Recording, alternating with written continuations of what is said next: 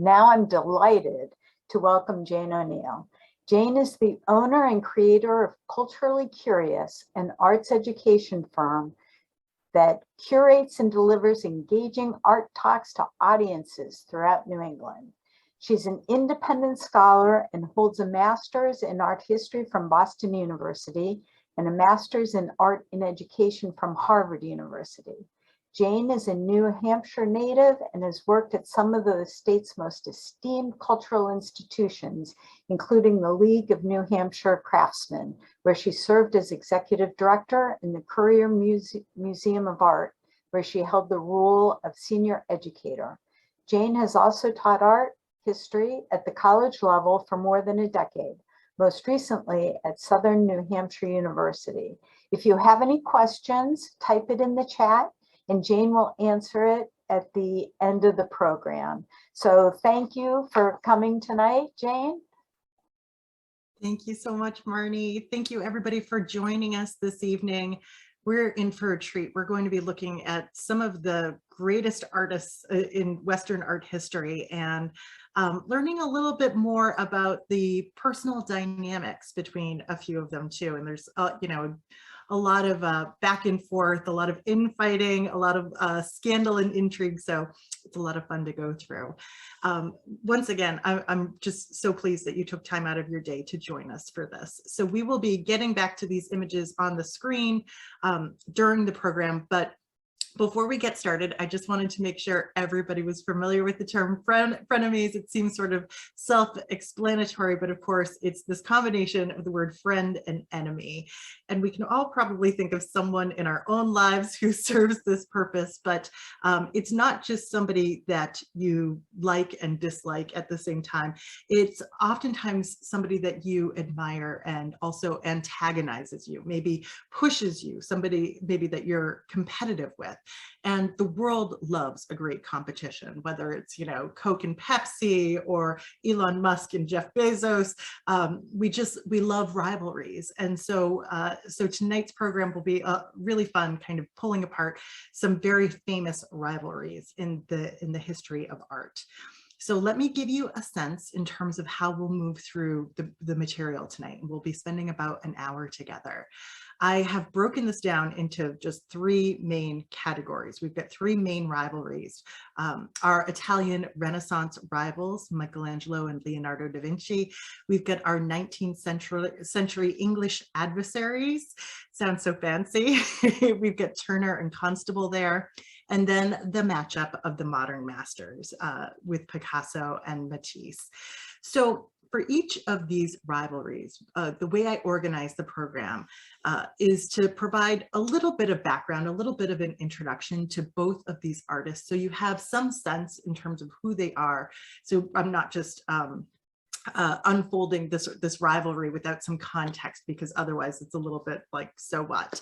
So we've got a little bit of an introduction for each of these artists as we move through the material. So let's just dive in with our Italian Renaissance rivals. Who doesn't love to learn a little bit more about Leonardo da Vinci and Michelangelo? And so we see them here. This is Da Vinci's self-portrait. He was about 50 years old. This was created in 1512.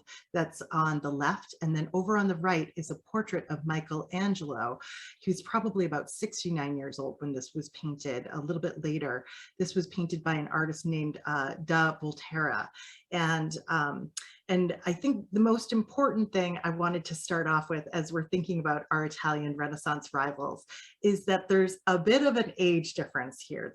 Leonardo da Vinci was 23 years older than Michelangelo. And so think about that within your own life. If somebody who is that much younger than you sort of started to compete with you in a space that you felt like you were sort of the master, you can imagine how that might feel. And maybe you could also put yourself into Michelangelo's shoes and imagine how it might feel to challenge someone who had already really established a reputation and a significant body of work. Now, in addition to just the fact that they're both artists working in the same region, you have very different personalities at play here. So let's start with an introduction to Leonardo da Vinci, and we see his dates over here underneath his name, just to get you sort of grounded in space and time. So Leonardo da Vinci, he's a little bit older than artists like Michelangelo and Raphael, and he's considered sort of the founder of the High Renaissance. I think of him as like the godfather of the High Renaissance. He was really kind of doing this work a little bit before the other artists, and he ushered in the big ideas about like humanism and scientific or empirical thinking. And like these other Renaissance artists, he was multi-talented. He was a painter, he was a sculptor, an architect, an engineer, and he was even a theatrical producer. I mean, he had his hands in everything. And in addition to that, he was very easy to like. He was handsome, he was popular, he was an eccentric dresser, and he was openly gay. He was wildly popular. People loved what he did, and they loved him as well. Now, you're probably familiar with some of Leonardo da Vinci's works on paper, and we'll be looking at them in just a moment. But we think of Leonardo da Vinci as someone who had endless curiosity. He kept these journals, these diaries, and he was constantly asking questions like, why do people yawn? Why is the sky blue? What does the inside of a woodpecker's mouth look like? I mean, he's just always asking questions. And then on the other end of that spectrum, he was inventing things. He was solving problems all the time. And we'll see a few examples of that too. But it's important to know he was a famous unfinisher. It was hard for him to focus on a project, like many very creative people, right? So that will come into play once he and Michelangelo go toe to toe. But just so that we're all together on the same page, I just wanted to share with you a few of his masterworks. So these are just a few of the pages from his journals, from his diaries. And the first thing I wanted to know is that the text in all of these journals is written backwards. So you would have to essentially hold them up to a mirror in order to decipher them. Just think about the kind of brain that can write backwards. That's always been awe-inspiring to me. So over here on the left, we've got the Vitruvian Man, the famous Vitruvian Man, where Leonardo da Vinci has inscribed sort of this perfect human being within a square and a circle, these perfect geometries. So this is already a high Renaissance ideal of seeking perfection in a human being and associating it with geometry this way. But over on the right, we have inventions that he had created. This sort of looks like a helicopter. It was a plan for an aerial screw. This is actually a design he created for a flying machine. Now he was planning designing all sorts of inventions like retractable bridges that armies could use, really practical things in many ways, and sometimes really fanciful things. But these diaries show so much about his thinking and how inventive he was. And so when Bill Gates became the richest man in the world, one of the first things he did was spend about $31 million on a collection of Leonardo da Vinci's notebook pages like this, because any great thinker wants to be associated with the great thinking of Leonardo da Vinci. So just a few other works, and I'm sure we're all familiar with them, but it's a good recap as we get a little bit closer to this exact rivalry that these artists had. So we all know Leonardo da Vinci's Last Supper painting, which was done around 1495 in the dining hall, essentially, of a monastery. So you can imagine all these monks eating silently, seeing this incredible drama unfold in front of them. One art historian called this the most spellbinding narrative painting in history. We know that he's painted the moment where Jesus says to his disciples, "One of you is about to betray me." And then he has painted these 12 apostles responding with very different emotions, very different poses. You can read so much into each one of them. They seem like real human expressions, real human emotions here. And then beyond that, you have this wonderful architecture, the geometry of this architecture that he's created, the use of linear perspective. So all of these architectural lines extend right to Jesus's head, emphasizing that he is the most important figure here. So we've got the perspective, we've got the emotion, we've got the incredible drama, and we see that Da Vinci was actually really inventive when he created this painting too, because most Italian artists who were doing large-scale paintings on walls like this were painting fresco style, meaning they were painting in wet plaster, so that when the plaster and the paint dried, they were sort of one and the same, and the painting becomes a part of the wall. Well, Da Vinci's always inventive, and he was adding a little bit of oil paint to this. So unfortunately, the Last Supper began to deteriorate almost immediately after it was finished. Not all of his experiments were successes. Now, the last Da Vinci work of art that I'm going to introduce you to, and again, it's a work that almost needs no introduction, is the Mona Lisa, which was painted in 1503. And I think we subscribe a lot of importance to this picture, because it's one that Da Vinci kept with him for about the next 16 years or so. He seemed very personally attached to it, and I think the world seems to think that that has a special meaning.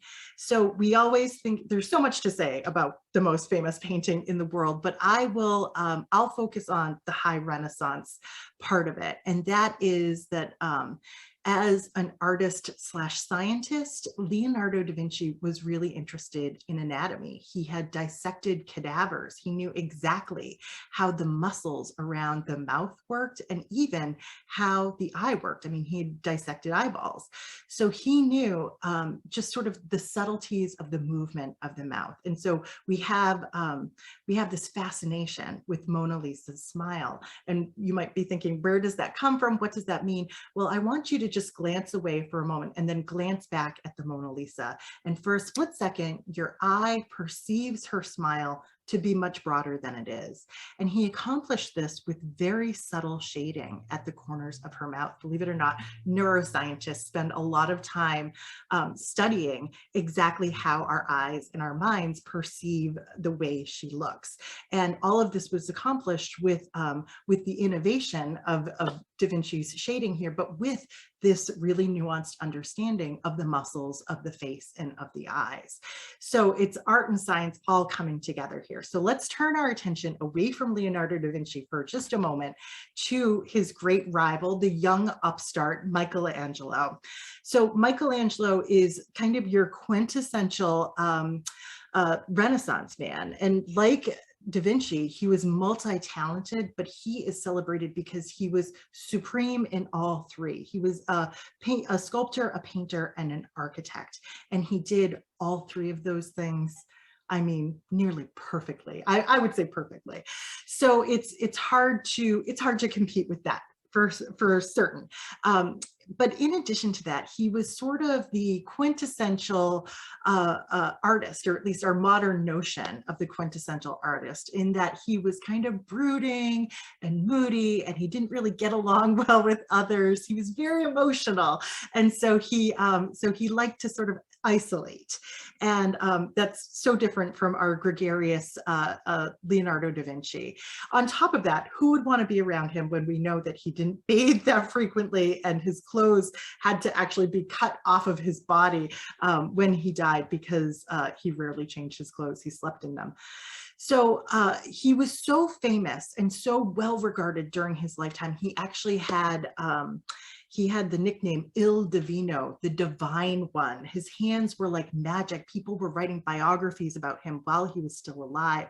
And in contrast to Da Vinci and his all of his notebooks with questions and with designs and innovations, Michelangelo was spending his free time writing poetry, and he wrote hundreds of poems. Some of them were suggestive, a lot of them were about love and lust and ecstasy, some of them were about religion and spirituality, but he was kind of tapping into his soul, really, maybe more so than his mind.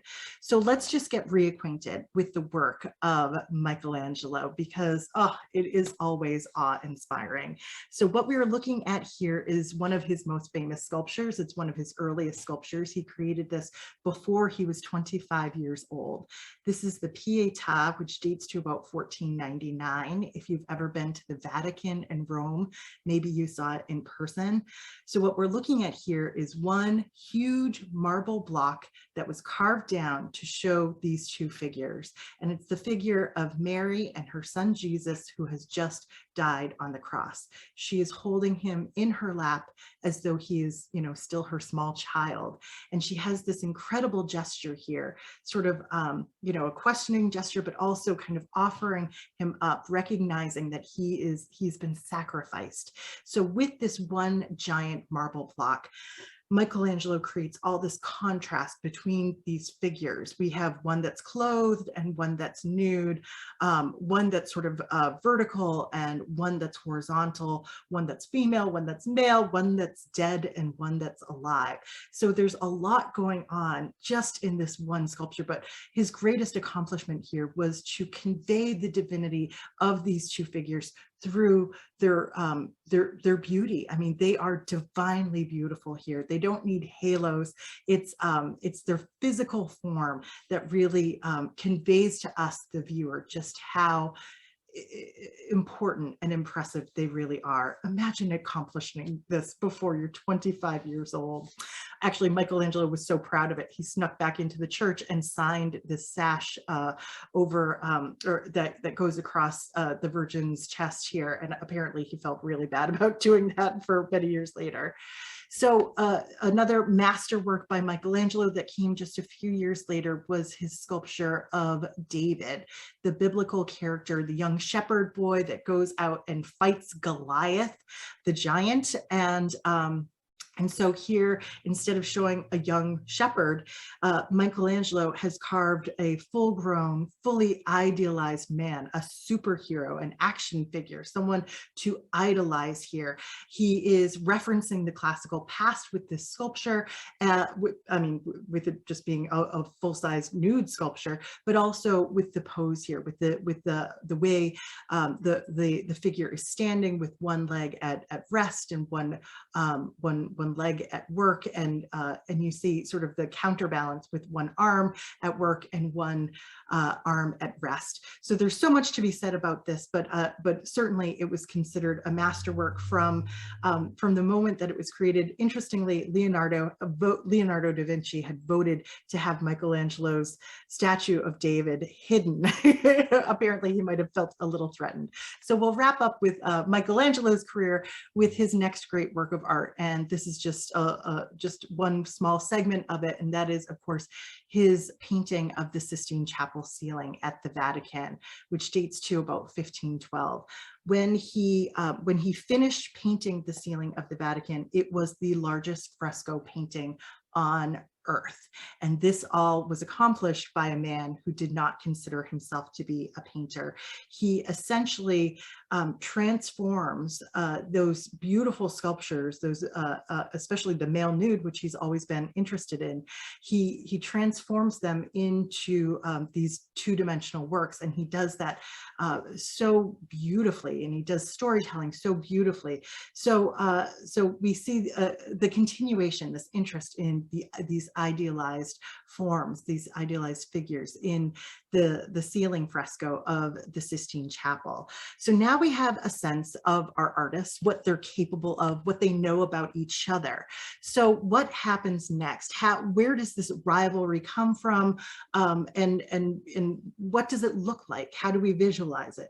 Well, these two artists, who apparently had an intense dislike for each other, they were put in to direct competition with each other. So if you've ever been to the city of Florence, you might recognize this building, which is called the Palazzo Vecchio. This is essentially like Florence's town hall. And in Florence, Italy, in 1503, the town council decided that they wanted to decorate the council chambers, and this is inside the Palazzo Vecchio. You get a sense for how high these walls are. If you look right down here, we have a human figure down here. There's a really impressive scale in this room. And they wanted to decorate the walls with sort of patriotic stories of Florence's past. And they wanted Michelangelo and Leonardo da Vinci to paint two pictures side by side in this room. These two artists who were so celebrated and so loved, but really didn't like each other. So let's see what came out of that. All right, first with Leonardo da Vinci. He came up with a battle scene, and it was a fairly recent battle scene. It was a depiction of a battle between Florence and Milan that was a fairly recent war. And he boiled down the whole battle scene to just a few figures. And so we see several figures, 4 figures on horses here, and a few more being kind of trampled underneath them. It's chaos, there's fighting, there's grimacing on the figures, but there's also this kind of lovely choreography. I love the way these swords kind of cross here and their arms swoop down. We almost get like this heart shape in the midst of all this chaos. And look at the way he has shaded the whole thing. It reminds me of Mona Lisa's mouth here. Look at the subtlety of the shading here to suggest the muscles of the horse or the muscles of these figures. So what we're looking at here is just the preparatory drawing. It's called a cartoon. And so he would have sketched this all out in a cartoon before applying it to the wall. Now, he was ever the inventor, and as I said, a famous non-finisher. So he would sort of get kind of sidetracked, and he began to think of like building an accordion-like contraption that could almost function like a cherry picker for him and move him up and down the wall as he was making this. And he also began to experiment to a certain degree with his paints, mixing a little bit of wax in. And then we have Michelangelo. Oh, that's just a close-up view here. Then we have Michelangelo. And what was his plan for his giant painting in the Florence Town Hall council chambers here? Well, he created his own very large cartoon, full-scale cartoon for his wall as well. And it's another battle scene. This one goes back several hundreds of years. And it's a moment where the Florentine army is being sort of interrupted in their bathing or their swimming here and kind of alerted to go and fight. So of course, Michelangelo, who's always loved the male nude and muscles in particular, has described all of these different bodies, all of them in different positions, and some of them with like a comic amount of muscles. It almost looks like there's something wrong with a few of these figures here, but he's just really interested in showing musculature here. So we have them, we can imagine them kind of side by side next to each other. They really strike a different tone. There's so much detail over here with Michelangelo's and so much intensity and action with Leonardo da Vinci's. So what happens here, and how come we've never seen these finished works? Well, you can imagine that these artists didn't really want to work next to each other in the same room. And it was actually Michelangelo who abandoned the project first. After he did this full-scale cartoon, he sort of left town. And then you have Leonardo da Vinci, who doesn't really feel very driven to finish it, because once he began to apply paint to the wall, this wax that he had incorporated in this experiment into his paints was making it so that his painting wasn't really drying. So then he essentially brought in these big torches to help everything dry, and his painting started to melt down the wall. And so then he thought, I'm out of here too. So so both unfinished and you know, these cartoons have since been studied by artists and art historians for centuries since. But how do you say who sort of wins out in this rivalry? I mean, neither one of them finished the project. And who am I to say that one is better than the other? But I will make a call here just for fun. I'm going to say that Leonardo da Vinci is our winner here tonight, because of course, I think he looms a little bit larger in our public consciousness today. And perhaps because of that, we value him a little bit more. We, of course, probably everyone here, whether you admit it or not, has read the Da Vinci Code at one point or another. It sold 80 million copies. And then over here on the right, we have this famous painting that is alleged to be by Leonardo da Vinci. If it was actually done by him, it's been sort of reworked by many hands since then. But this painting sold recently in 2017 for a record $450 million. This is the most expensive painting on the planet. And it's the savior of the world. It's Jesus giving this blessing sign with this clear sphere in his hand representing the globe. So it's a really striking image, but it's probably not by Leonardo da Vinci. But we'll give this round to Leonardo da Vinci, and we'll turn our attention to our 19th century English adversaries. Now, you might be less familiar with this matchup here, John Constable and J.M.W. Turner. We have Constable on the left and Turner over here on the right. And they were living and working in the early 1800s in England. And I think what's important to know about this rivalry here is that these two artists were almost exact contemporaries, but we'll find that, like Da Vinci and Michelangelo, they had very different temperaments, very different approaches to their work. Now they were both creating landscape paintings at a time when depicting the landscape, depicting the English countryside essentially was like a really patriotic act. So it was profoundly important to this notion of who they were as Englishmen to be able to capture the English countryside. So let's start with this handsome devil over here on the left. This is John Constable. Now, Constable in many ways is like the more affable man in this matchup. He's a lot like Da Vinci in many ways, but he was married and he was a father of 7, so he had this very traditional sort of family man life, and by all accounts he was very much in love with his wife. So he was middle class, he was well dressed, he could get along with people, and he never really went far from home. I can imagine with 7 kids his wife wouldn't have wanted him to. So he's best known for painting these very specific regions of the English countryside. If you're so inclined, you can still go visit them today. You can go on like Constable tours essentially, and you'd be visiting Suffolk and Essex and that part of the world. And so his artwork is celebrated because he paid such careful attention. He so carefully observed this beautiful landscape that he grew up with and that he knew so well. And he was able to capture that in his works. We look at them today and we think of them as these very tranquil scenes. We'll dive into the specifics tonight and we'll see that there's a lot more going on there. Now, he was a little bit of a late bloomer in terms of the necessary sort of outward trappings of success as an artist. And that is all, and if you're an English artist in the early 1800s, that is very much wrapped up with the Royal Academy. They were like the tastemakers of the age. You had to be a member of the Royal Academy. You had to essentially pass their tests in order to get the blessing to be a professional artist. And so he only accomplished that at the age of 52. So he was kind of a slow rolling artist that way. So let's take a look at some of his paintings and really consider what made them exceptional. So this is his painting called The Vale of Dedham from 1802. This is at the National Gallery in Scotland.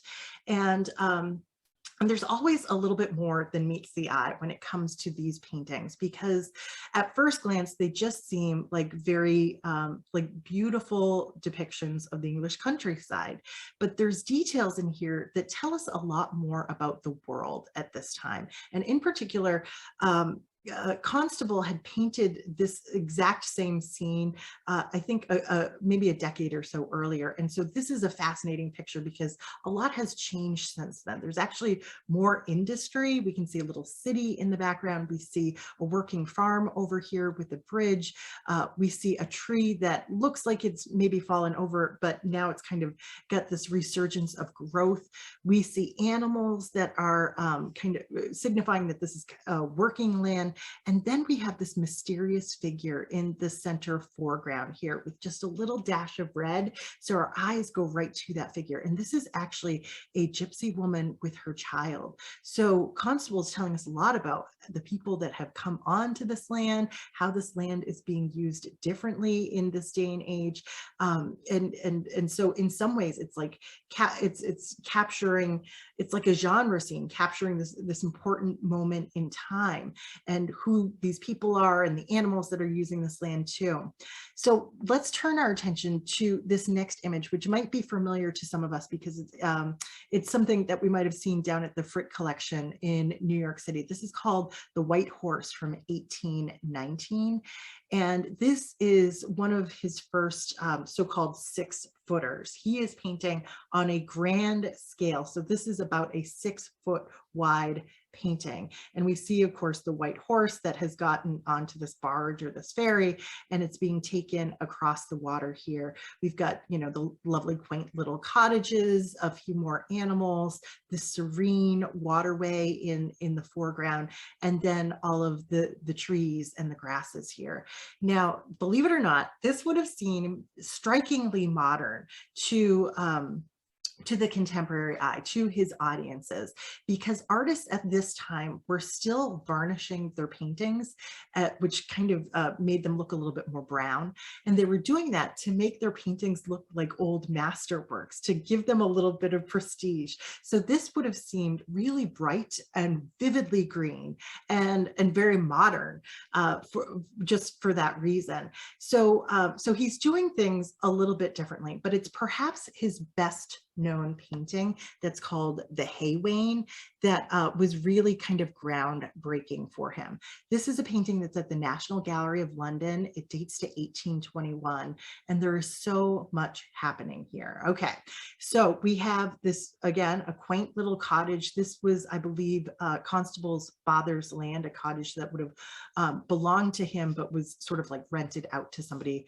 And we see here in the foreground, the horses in the water, along with this wagon, a few people who were seated up on the wagon, a dog, and once again, it just seems like this, you know, rural pastoral fantasy in so many ways. It seems peaceful, blissful even, but we're going to kind of zoom in on a few of the details and see that he's once again kind of capturing things that have meaning, that tell us so much about the world at this time. Because, well, the first way we'll zoom in over here, there's stuff happening over here, and let's zoom in and see. He is showing us people working the land. This is like a tiny incidental detail, but it's a detail of modern life that did not escape him, and it's an unusual choice to include it into a landscape painting. We see another one of these wagons over here that's loaded up with the hay. We also see a figure in this kind of middle ground who looks like they're coming out to the water here. I also wanted to draw your attention to the sky. Constable is really well known for his beautiful studies of clouds in the sky and kind of different weather conditions and that sort of thing. The sky here is really beautiful. There's a looseness to the way that he paints that is, well, it seems like it's almost predicting that the Impressionists are going to come along a few decades later. But I'm going to zoom in here so that you can see the looseness of the way he painted this tree and the leaves over here. He's not trying to capture every single leaf. You get the sense that you're seeing paint on canvas here, not necessarily the illusion of a tree. It's somewhere in the middle, really, but there's a looseness to the way that he's painting these visible brush strokes here. This was considered pretty radical for the time when everything else was like a very pristine finished painting. I also wanted to draw your attention to the way he suggests the shimmery surface of the water in the foreground too. He really just kind of dragged a palette knife across the surface of the water with some blues and some whites on it, but it achieved the look that he was going for here. It's really kind of remarkable. So the end result is kind of something, well, it's something that's been radical in the way that it is painted and radical for these subtle details that he has included throughout the picture that tell us so much about modern life here. So so we see, you know, what on a certain superficial level looked very traditional, but once you explore it a little bit more, shows a lot about his insightful and really keen observation of this landscape that he knew so well. So let's turn our attention to his rival, and that is J.M.W. Turner. And man, he was he was a tough person to get along with. He had sort of almost like an egocentric, maybe almost like a narcissistic focus on himself. But he came from a lower middle class background. He's supposedly born above a barber shop, but he had this incredible early talent in the arts, and he worked so hard to achieve status within the arts, the appropriate status within the arts through the Royal Academy, moving up through the ranks very quickly, the opposite of the way that Constable moved through them. But I mean, I think for somebody who was coming from nothing, he really didn't have any other choice. Now, we saw Constable, he was a handsome man.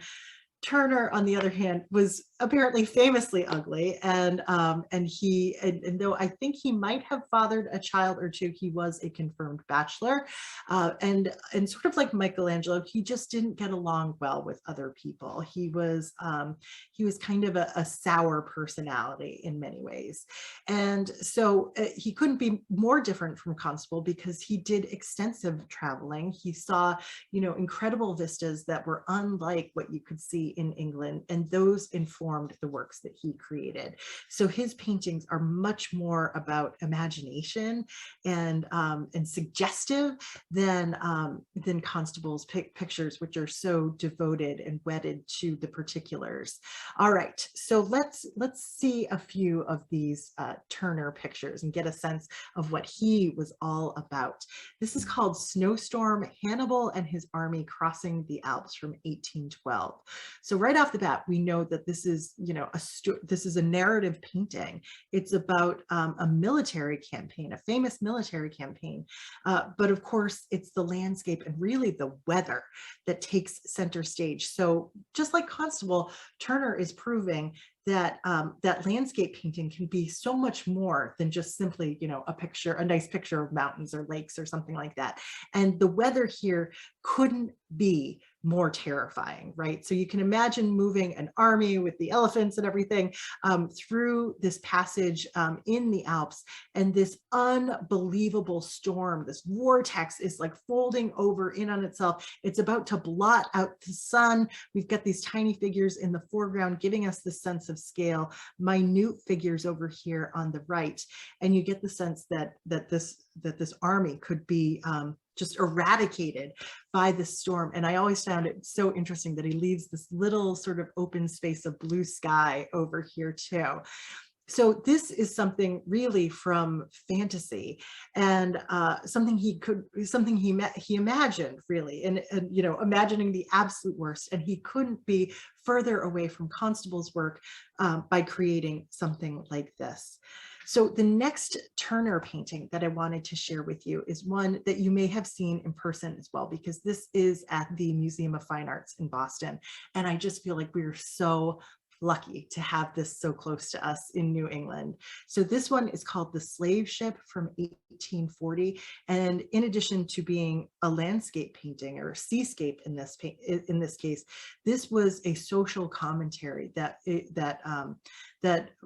talks about the slave trade, the Middle Passage, the horrors of the Middle Passage, essentially. And it conveys the horrors by showing us enslaved Africans or captured, kidnapped Africans who've been thrown overboard to essentially feed the sharks in this case. But it also conveys this through this horrifying sky and knowing that this storm is about to come upon this boat. So it's almost as though, you know, wherever you are on the decks or on the sea, it's like you are doomed. This is scary. But I think really the most profound impact here is imagining being thrown overboard, shackled into the ocean. And he shows us this kind of feeding frenzy in the water here. It's such a powerful picture. And I'm so glad that it exists, because it's such an important teaching tool for humanity to be thinking about this history and these stories. And it's conveyed with so much power, and the looseness of the application of this paint, the way it suggests things rather than carefully describing the particulars, I think is especially effective in this painting. So one last Turner picture I wanted to share with you is this one here. It's at the National Gallery of London, and it's called Rain, Steam, and Speed, the Great Western Railway. Now, I've never seen this picture in person, and apparently it's one that you really appreciate when you see it in person. I will start by saying that Turner was a professor through the Royal Academy, and one of the things that he taught was perspective. And so perspective is so important in this picture, because we've got this train track and this train coming right out at us, and with this kind of atmosphere here with the rain and the steam, it is supposed to feel like this train is barreling towards us, and that it could, you know, essentially come right out of the canvas and knock us off of our feet. It's this dramatic diagonal here. There's little details that I've read about and I've heard about that are included here that are supposedly, if you stand in front of it, you can see like a rabbit that's like jumping in front of or trying to get out of the way of the train.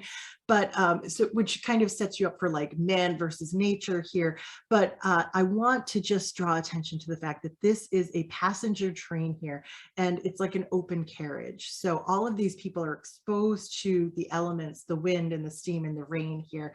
And you can just imagine what that would feel like flying down this incredible railway here. So again, so much is suggested as opposed to being carefully described, and the result is very powerful.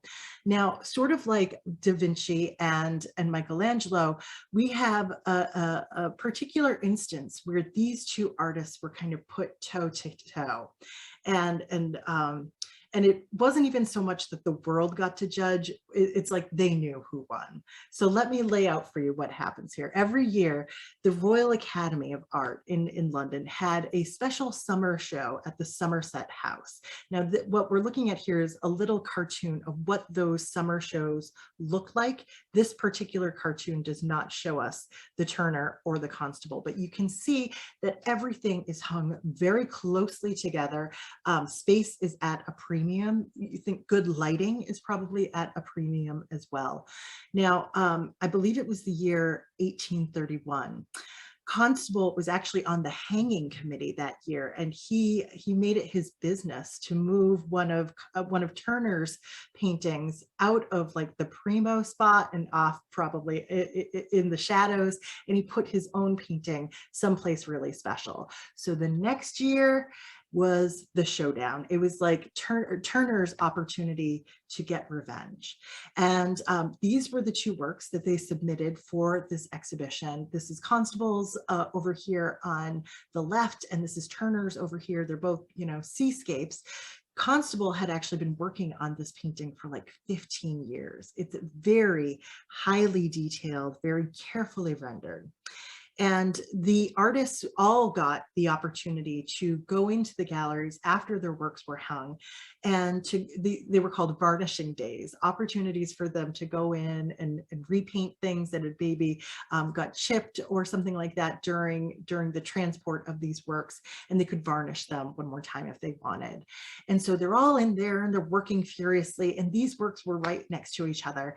And Constable is sort of slaving away over this. I mean, he was so wedded to all of the particulars of this painting, and Turner was nowhere to be seen. And then on like the last day of varnishing, in the final hours, he comes in and he literally just throws a blob of red paint in the middle of his seascape, and he walked away. And everybody was just aghast at this. And he came back maybe a couple hours later, and he worked that red paint into a little buoy. And that buoy just provided all this visual interest in, and it sort of brought the whole picture together in this wonderful way. And there's this simplicity in this. This is like Apple advertising versus Microsoft advertising over here. There's something that's very sort of fluid and like just a pleasant to comprehend and to digest over here, where this just seems so fussy in comparison. And Constable knew it. It essentially broke his heart in that moment. He wrote to his family about what happened, this incident with the red buoy, and he said it was though Turner had walked in and fired a shot. It was like it went straight to his heart. And so he knew he lost out in this rivalry. And apparently he lost out in the bigger rivalry too, because not too long ago, the British public was surveyed in terms of what their very favorite British painting was. And poor Constable came in second. It was actually Turner's painting over here of this old ship that was being decommissioned. This was the English public's favorite painting. So Turner has still won out in the end, because I would say because his works are so ethereal, and they suggest rather than carefully describe. And I think we can project so much on them. And we can also see that he was a visionary for his time. He was working decades before the Impressionists, and he's essentially doing what they were doing in perhaps even better in some cases. So it's no doubt here who wins out in this rivalry. So with the time that we have left, we are going to focus on the matchup of the modern masters. And who doesn't love Picasso and Matisse? So we have Henri Matisse, our Frenchman over here on the left, and then Pablo Picasso, the Spaniard, over on the right. There is a 12-year age difference between these men, Picasso being a little bit younger. So once again, we've got an upstart. We've got somebody who was, sort of seemingly easily making a name for himself as a young artist, and Matisse, who was always kind of struggling to stay ahead. Now, these two artists had a particular challenge and a particular goal in their art, because they're both creating and making really innovative paintings right after the turn of the century, right in the early 1900s. And both of them are like struggling to define what modern painting is going to look like. There's just been all of this sort of radical innovation at the end of the 19th century. Think Gauguin and Van Gogh and Cézanne. What's the 20th century going to look like, and who is going to be the voice or the artist that can express it visually? And both of these artists wanted that role. So for many years, these artists were just too competitive to be friends. Matisse actually once compared their relationship to like being in a boxing match. So we'll see how this all plays out here. Let's start off with Henri Matisse. he sort of came to art in kind of a backwards way. He was studying to be an attorney, and then while he was recovering from appendicitis, he began to paint as sort of part of his healing. And he described delving into the arts as a kind of paradise. And so who would want to leave that, right? He left the law and he focused on art. Now he's sort of like Constable in that he was married, he was a family man, he had children, but he was incredibly innovative in his lifetime. We'll talk a little bit about Fauvism and what that looks like. It's a particular brand of modern painting, but he was focused on color. That's what you have to remember when it comes to Matisse and the expressive use of color. We kind of take this for granted today, but this was radical for the time. Think about this, essentially ever since the Renaissance, dating back to like the 1500s, color was used to describe the thing that it actually was. And it really wasn't until the end of the 19th century and the beginning of the 20th century that artists thought, well, maybe we can paint things red when they're not really red, or emphasize the red or something like that. And abandoning those Renaissance principles, abandoning this idea of creating a picture that looks like, a window onto another world, was a radical act. So Matisse was just the person to do it because he was very, very meticulous. And we'll see that he was very much inspired by these late 19th century artists, Van Gogh and Cézanne. So let me introduce you to a few of his great works. We have Woman with the Hat from 1905, which is in the San Francisco Museum of Modern Art.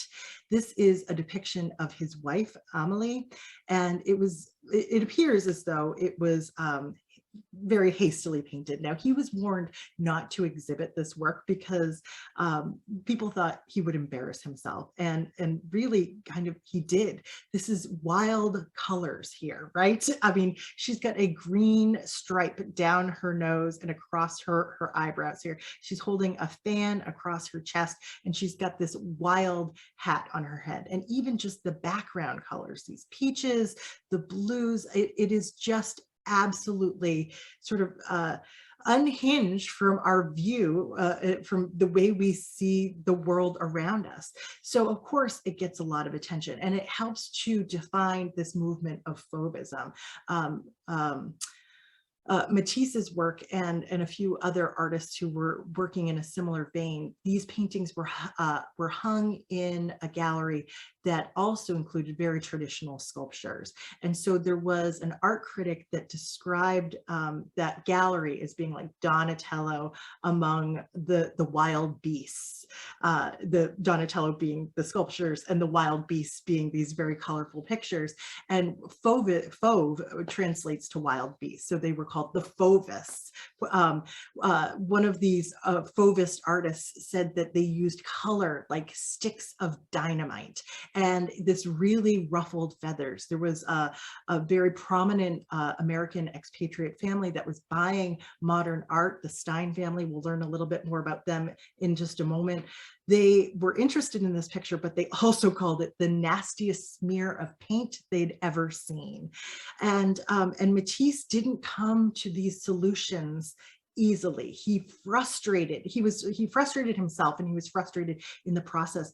A few years before this painting, he was actually slashing his own canvases because he was so frustrated in this search that he had for finding mode of expression for the modern era. So what comes next? We have essentially his masterwork, the bonheur de vivre, the joy of living, the joy of life, from 1905 to 1906. This is in Philadelphia at the Barnes Collection, and it's a lovely painting, right? There's something kind of soothing about looking at it. I think it's all these like beautiful kind of lavender colors, this sort of softness of the yellows and the oranges here. It just comes together in such a lovely way, and these kind of undulating lines throughout, whether they are the trunks of the trees or the edges of the grass or the contours of the female form here. It flows so nicely. but this was a work that was absolutely derided when it was first exhibited. Matisse's dealer said it was greeted with an uproar of jeers, angry babble, and screaming laughter. You can only imagine how one would feel if you'd created this work of art. Even other artists that had been very supportive of Matisse, Paul Signac, he called it disgusting. People were not really ready or primed to look at the world through the lens of Henri Matisse's eyes here with these colors. They were too radical, but within a short amount of time, it becomes highly acceptable. So I do just want to say, like, what a strange and wonderful picture this is, even beyond the colors here too. The composition is really intriguing. It seems like this pastoral kind of Arcadian subject matter here. My eye always goes to these dancers, these 6 dancers down here in this sort of strange, distant middle ground. They're so much smaller than the figures in the foreground. One of them or 2 of them have kind of lost the grip of each other. So one seems to be falling. This is a motif that Matisse always goes back to. But my eye, for some reason, always goes to what seems like a couple over here in the foreground and on the right. We've got this female form who almost seems to have like 3 legs here. There's this other appendage which seems to be a part of her, but not a part of her. Her head is missing. She becomes sort of one and the same with this crouching figure over here. It's a really strange and unusual way to show the human form. So remember this when we get to Picasso. All right, so we'll end with Matisse and just this notion that as he continues on with his career, he becomes so interested in the power of color and its emotional potential in a painting. This is his painting called The Desert, or Harmony in Red, from 1908. It's at the Hermitage Museum. He has painted the wallpaper and the tablecloth here in such a way that it just flattens out the entire picture. It becomes like a decorative pattern, and we've got this overwhelming amount of red. And then you begin to think about our associations with red. Is this danger? Is this love? And I think once you become comfortable in this space that he's created, it becomes a very kind of warm and enveloping and inviting place. And then he gives us this little bit of a breather over here. I don't know if this is a windowsill or a painting in this dining room, but it's all green. It's like that the other end of the color wheel to just provide a little bit of relief here. But he's very interested in that emotional connection that we have to these colors and in the expressive potential of those colors there. So let's turn our attention to his rival, a man who really needs no introduction, Pablo Picasso. Now, Picasso was sort of primed from a very young age to become an artist. Supposedly his first word was pencil when he was a very young boy. His father, teaching him because he came from an artistic background as well. We know that Picasso has this incredibly long career, and the amazing thing about him is that he's continually innovative. I think in any field that you're in, whether it's tech, whether it's art, if you have one really good idea, you are so lucky. And Pablo Picasso had so many good ideas during his very long career. And I think that's one of the reasons why people think he's the most important artist of the 20th century. Unlike our family man Matisse, he was a serial monogamist, so a little bit of a womanizer. He was nowhere near as disciplined as Matisse. And his great innovation, his great contribution to art of the early 20th century is Cubism. And we'll look at a little bit at what that looks like, but it's all about form. Color doesn't factor into it. So color, form, these artists are at opposite ends. And just like Matisse, he loved Cézanne. So Cézanne is like the godfather to them both. So let's take a look at what this means. What is Cubism? How does this all translate into a painting for Pablo Picasso? Now, if you're familiar with Picasso, you probably know that he essentially mastered realistic painting at a very young age, as a teenager, really. preteen. And so where do you go from there? Well, he is driven, you know, once you've mastered being able to capture the observable world in your works of art at such a young age, I think you feel driven perhaps to create something that's new, something that's innovative, something that's expressive. So in 1907, his first great masterwork, modern masterwork, is Les Demoiselles d'Avignon. And we're actually looking at 5 prostitutes in a brothel here, 5 naked women. 2 of them, their faces have been transformed into these African masks that Pablo Picasso had become so fascinated with in the time just leading up to this. And this is sort of the build up to Cubism. He is fragmenting their bodies. He's describing them in all sorts of different ways. He's flattening them out in some cases with just broad patches of flat color over here. My eye always goes to this woman's leg. I mean, she has one leg that can sort of pass as a leg and a foot. It's got this blue outline to it. One of the toes is just a streak of white paint, but this other leg almost looks like it's like a prism, like it's glass. And then you move up to her head and it's a completely different shade. It's like this gray color. There's a lot about this that's a little bit terrifying too. So the way these bodies and these faces have been painted is really innovative. Picasso's dealer declared that this was the work of a madman. But I want to draw your attention in particular to this figure over here, this kind of crouching figure, and we'll look at how this compares with Matisse's work in just a moment. But another great innovation from Pablo Picasso is his different forms of cubism. So this is a little bit later. This is a work from 1912. This is a little bit of collage and it's a lot of playfulness. This is called Still Life with Chair Caning.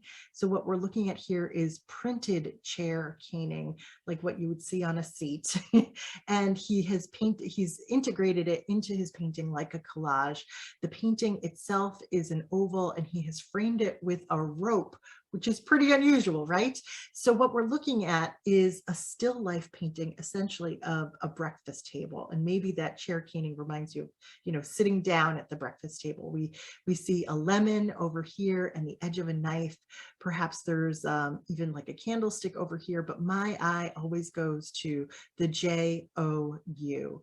And of course, in French, this would be a reference to a newspaper, a journal, J-O-U, but J-O-U also means to play. So he is saying that he's having fun with kind of taking these forms apart. There's hardly any color here. He is fragmenting and flattening these forms. This is the opposite of what Matisse did. And so we'll wrap up with Picasso just by looking at his great masterwork, Guernica, from 1937. And this is a little bit outside of their rivalry here, but this is a major work and it sort of falls in line with Picasso's early innovations too. So this was his response to the Nazi bombing of this small town in Spain and the devastation that it caused, and how Picasso sort of internalized that devastation by reading newspaper reports, everything in black and white. So he creates this large scale response to it where he is showing the horrors of that bombing campaign with, you know, a woman and a dead baby in her arms, with a soldier whose arm has been severed and as well as his sword, figures that are trapped in burning buildings and fleeing from burning buildings. There's so much going on here. We can't unpack all of the details, but again, he's flattened out the forms. He's reduced his color palette here. There's a lot that's connected even back to Les Demoiselles d'Avignon. So we have essentially this great matchup here, and these are 2 incredible self-portraits that work so well together. Matisse as the colorist, the person who's not afraid to put a little green on the face, and Picasso, who is fragmenting and reducing everything down to lines and flat patches of color.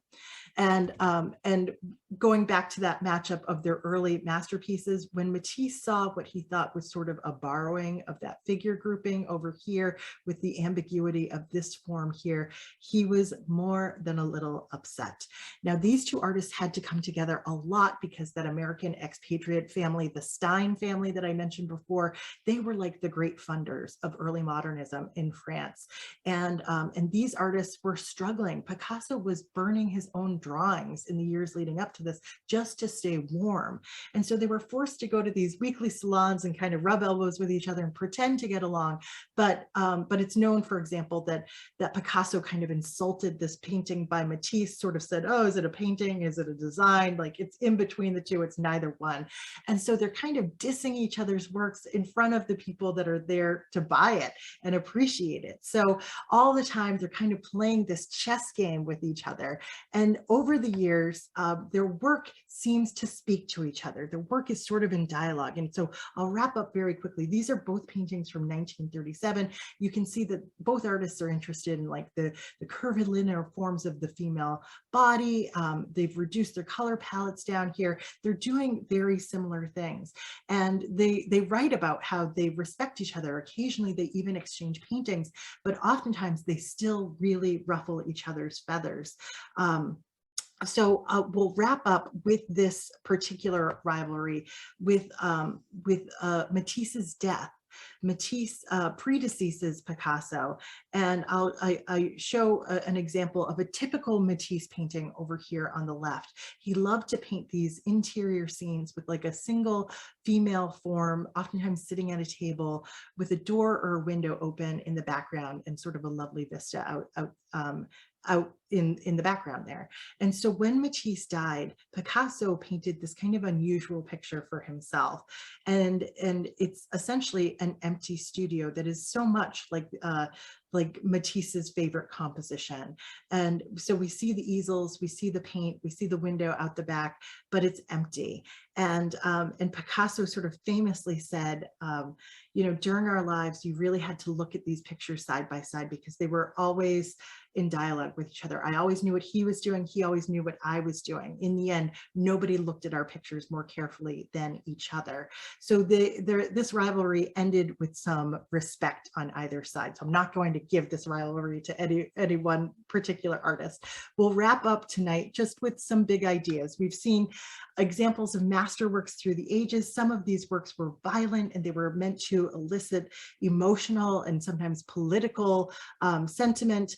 And some of these works were very peaceful. They were tranquil. And they were meant to be really sort of evocative and beautiful works of art. But in the end, we probably would not have gotten from the Mona Lisa to the woman with the hat unless we had these rivals who were antagonizing each other and really pushing each other to try new things and to experiment along the way. So I will end there for now, and I welcome any questions or comments anybody has about the frenemies we looked at tonight. And I'll start trying to go through some of these chats too. Oh, there's a lot going on here. Oh, let's see here.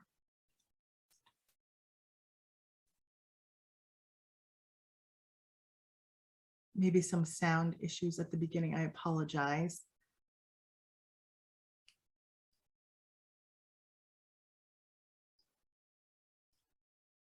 Going back here, it looks like some questions about Michelangelo, his sexuality. I'm seeing, yes, I believe he was gay. And that probably explains why he was so fascinated by the male nude. Nancy asked, were they asked to do battle scenes?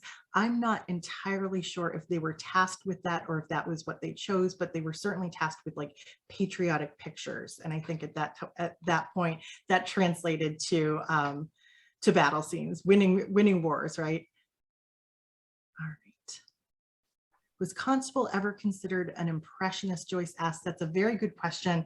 The Impressionists, generally speaking, were considered to be this group of French artists that were working right around like the 1860s, so several decades after Constable. But I think you could say that he used like an Impressionist brushstroke, but it's sort of using a term that hadn't even been invented when he was alive to apply that to his pictures there. And Donnie noted that he has that little bit of red in his paintings. It always provides that little bit of relief from the green. Paulette says, mention the size of Guernica. And I meant to, that's a very good point. And I don't think I had it in my notes. It is, I apologize. It's not in my notes. I believe it's like 20 feet long. It's a huge monumental painting. It makes such an important impression. Still Life with Chair Canings, that somebody says, I can see a figure. We might have to go back and look at that. Let's see. He definitely painted some portraits in this vein, but that might be something that's good for conversation at home too. Why did Da Vinci write backwards in his journals? I think he actually wanted to make it hard for people to decipher it. It was like his own little secret code that wasn't too secret, I guess. But he had a lot of really innovative ideas. It was like copywriting back then. And I'm just seeing some really nice kind words from people, and I really appreciate them. So if you enjoyed tonight, I really hope you can join us for next month's program as well.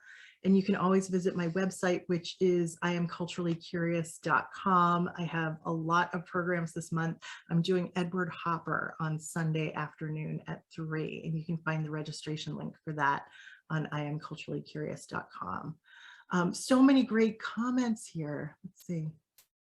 Oh, Joseph says he was left-handed and didn't want to blur the ink. That's why he was writing backwards. Thank you for that comment, Joseph. That makes a lot of sense. All right, I think I got to most of these.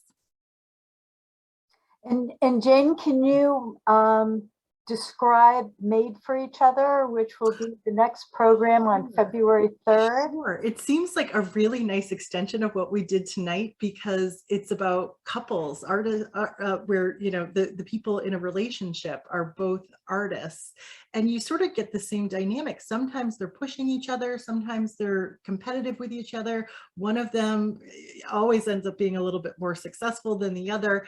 So we'll be seeing a lot of famous artistic couples, and maybe a few that you've never heard of before, but it's always interesting to see how their work informs each other. And if you're, you know, if you're in a couple right now, you probably know that your ideas inform what your partner does, even if they're in a completely different field. So you can imagine if you're both painting, how much insight they would have given each other over the years. So it's so interesting to see that influence. And, you know, it's just in time for Valentine's Day too. So that makes sense. Thank you. Yeah. And once again, I want to thank the Friends of the Burlington Public Library, the Tewksbury Public Library, and Stevens Memorial Library for sponsoring this program. And I hope to see everyone here next month. Thank you, Jane. Thank you. It's my pleasure. Thank you, everybody. Have a good one. Good night.